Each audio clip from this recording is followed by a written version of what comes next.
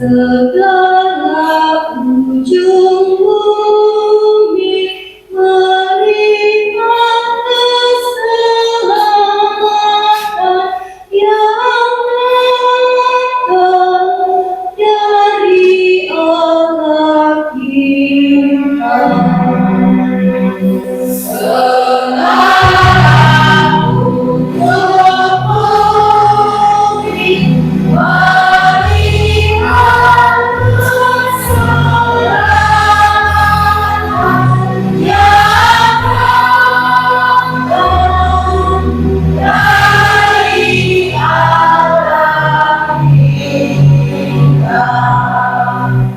Semoga Tuhan beserta kita. Inilah Injil suci menurut Lukas. Dimuliakanlah Tuhan.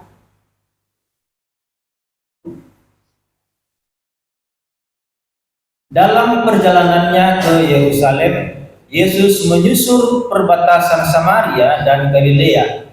Ketika ia memasuki suatu desa, datanglah 10 orang kusta menemui Yesus. Mereka tinggal berdiri agak jauh dan berteriak, "Yesus, Guru, kasihanilah kami." Yesus lalu memandang mereka dan berkata, "Pergilah, perlihatkanlah dirimu kepada imam-imam." Sementara dalam perjalanan, mereka menjadi sembuh. Salah seorang dari mereka, ketika melihat bahwa ia telah sembuh, kembali sambil memuliakan Allah dengan suara nyaring, lalu sujud di depan kaki Yesus dan mengucap syukur kepadanya. Orang itu adalah orang Samaria. Lalu Yesus berkata, "Bukankah ke-10 orang tadi semuanya telah sembuh? Di manakah yang 9 orang itu? Tidak adakah di antara mereka yang kembali untuk memuliakan Allah selain orang asing ini?" Lalu Yesus berkata kepada orang itu, "Berdirilah dan pergilah. Imanmu telah menyelamatkan engkau." Demikianlah sabda Tuhan. Terpujilah Kristus.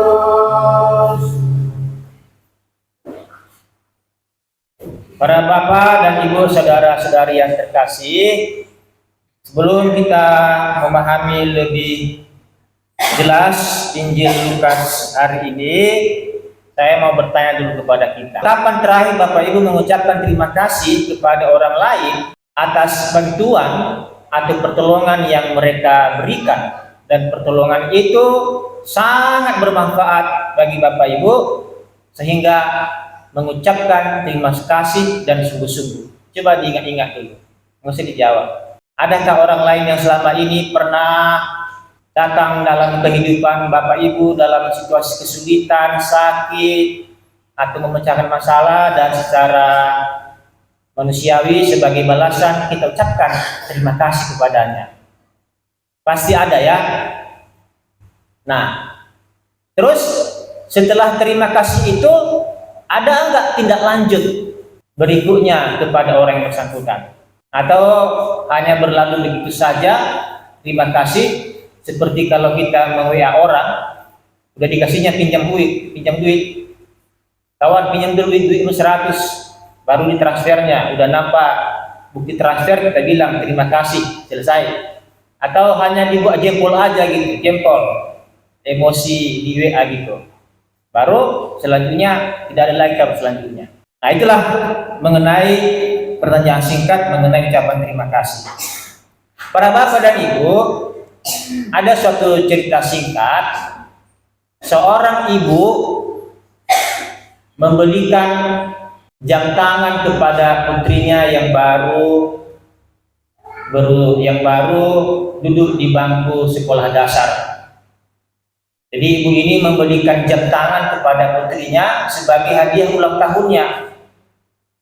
Sebagai ucapan terima kasih dan luapan kegembiraan dari putrinya, si putri tersebut mengucapkan terima kasih kepada mamanya karena begitu senangnya dia mendapatkan jam tangan dari mamanya. Terima kasih ya Mak atas jam tangan di ulang tahun yang Mama berikan kepada saya. Dan bukan hanya berhenti sampai di situ saja, si anak juga yang sudah mengerti kasih sayang, setelah mengucapkan terima kasih, mencium dan memeluk mamanya yang sangat dia sayangi dan cintai, yang memperhatikannya, yang memberikan kepadanya jam tangan ulang tahun. Jadi ada dua di sana yang dilakukan oleh si anak. Yang pertama tadi adalah mengucapkan terima kasih dan memberikan ciuman dan peluk kepada mamanya. Para bapak dan ibu, Injil hari ini kita telah mendengarkan bagaimana 10 orang kusta disembuhkan oleh Yesus. Mereka tinggal berdiri agak jauh dan berteriak, "Yesus, Guru, kasihanilah kami." Dan apa kata Yesus? "Pergilah, perlihatkanlah dirimu kepada imam-imam." Lalu mereka pun kembali dan menuju kepada imam-imam.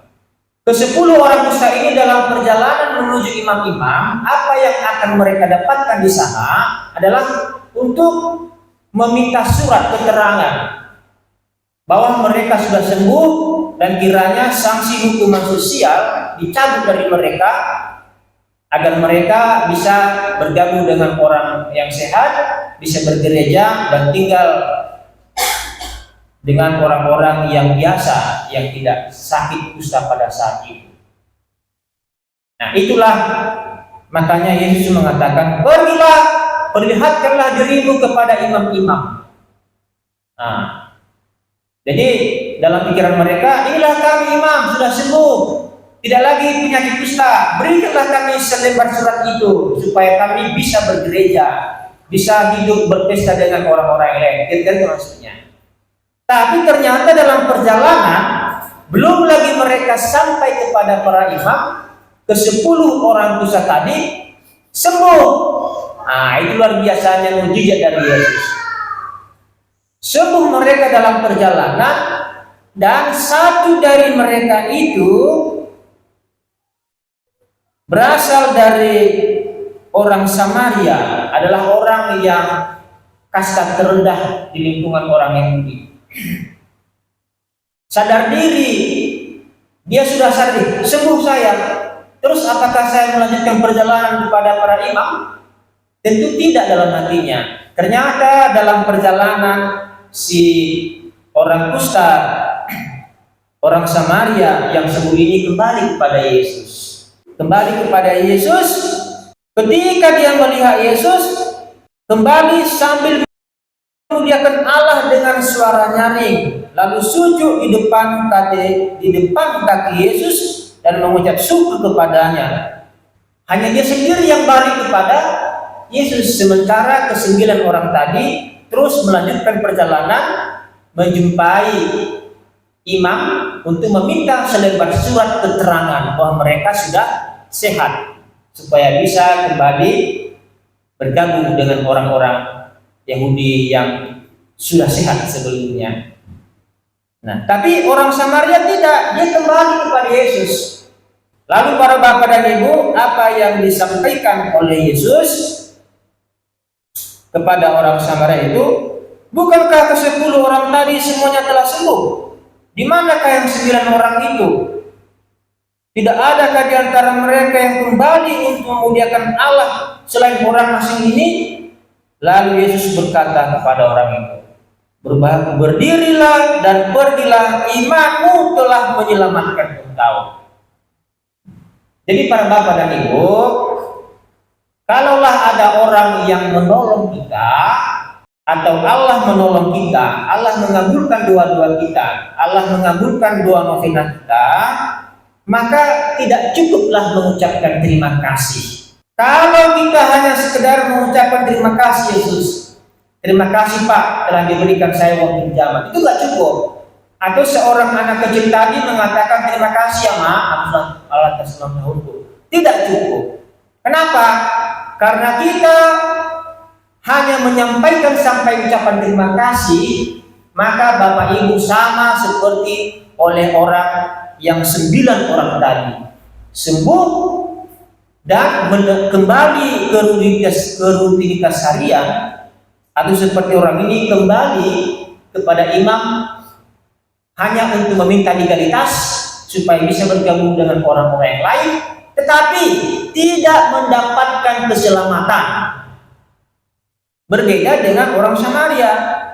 Kalau orang Samaria mengucap syukur, mengucapkan terima kasih kepada Yesus, tetapi juga kembali memuliakan Allah. Jadi para Bapak dan Ibu, inti daripada bacaan hari ini adalah mengucapkan terima kasih dan kembalilah kepada Allah. Bagaimana cara kita kembali kepada Allah? Tadi pergi ke gereja, berdoa, menolong sesama. Bagaimana cara kembali melanjutkan tahap terima kasih bagi sesama? Seperti anak kecil tadi, setelah dia mengucap terima kasih, apakah dia langsung tidur atau dia langsung pergi bergaya-gaya dengan jamnya? Kan tidak kan? Tapi dia melanjutkan dengan mencium mamanya, memeluk mamanya, membantu mamanya, dan lain sebagainya. Jadi tidak hanya sebatas terima kasih selesai. Ketika 2 novena Bapak Ibu dikabulkan, kan dalam 2 novena kan selalu kita katakan seperti ini.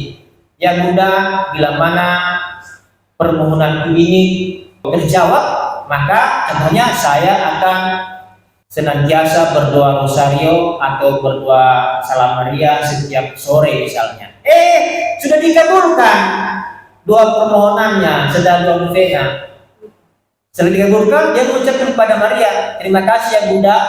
Terus besoknya, apakah dia kembali untuk melanjutkan doa rosario? Kalau tidak, berarti dia tidak kembali kepada Allah. Dia hanya sebatas terima kasih. Jadi para Bapak dan Ibu, hendaklah kita mencontoh orang Samaria ini. Tidak hanya mengucapkan terima kasih, tetapi kembali kepada Allah. Sudah diberikan kepada Bapak Ibu sawit yang lebar kan, punya mobil, punya rumah. Tapi kalau Bapak Ibu nggak pernah ke gereja, berarti Bapak Ibu hanya sekedar mengucapkan terima kasih.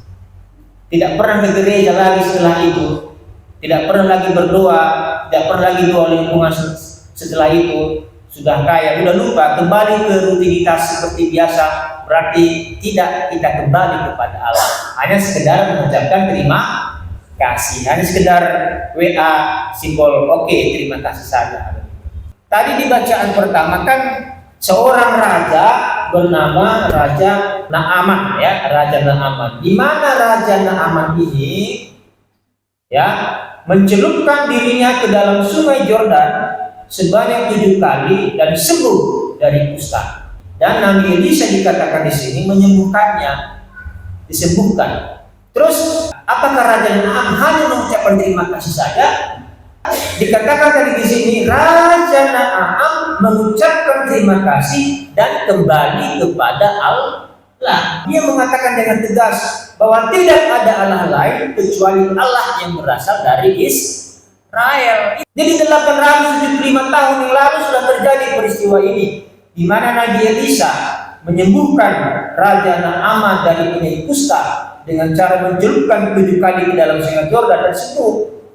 Dia tidak mengatakan ini karena kehebatanku, karena saya seorang raja, tetapi lewat kerendahan hatinya dia mengakui bahwa memang Allah lah yang menyembuhkannya.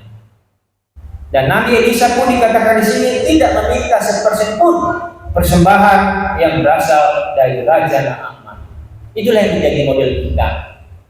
Jadi para Bapak dan Ibu, surah Rasul Paulus kepada Timotius juga dikatakan di sini bahwa jika kita mati dengan Kristus, kita pun akan hidup dengan Dia. Jika kita bertekun, kita pun akan ikut memerintah dengan Dia. Jika kita menyangkal Dia, Dia pun akan menyangkal kita. Jika kita tidak setia, Dia tetap setia, karena Dia tidak dapat menyangkal dirinya. Kita ini adalah milik Kristus. Maka oleh karena itu kita juga harus kembali kepada Kristus agar kita hidup dengan Dia dan memerintah dengan Dia, dan janganlah menyangkal Dia. Akhir kata para Bapak dan Ibu, apa berkat yang kita peroleh dari sesama kita ataupun lewat Allah atas keteguhan dua-dua kita? Marilah kita tidak hanya mengucapkan terima kasih, tetapi kembalilah kepada Allah dengan cara apa? Dengan cara memuliakannya. Kalau manusia bagaimana? Dengan cari mengingat orang yang pernah menolong kita tersebut. Dan ketika ada peristiwa dukanya, tengoklah. Padahal dialah dulu 20 tahun lalu yang membesarkan kita pada masa itu. Itu yang menjadi permenungan kita hari ini untuk dibawa ke kita masing-masing. Amin.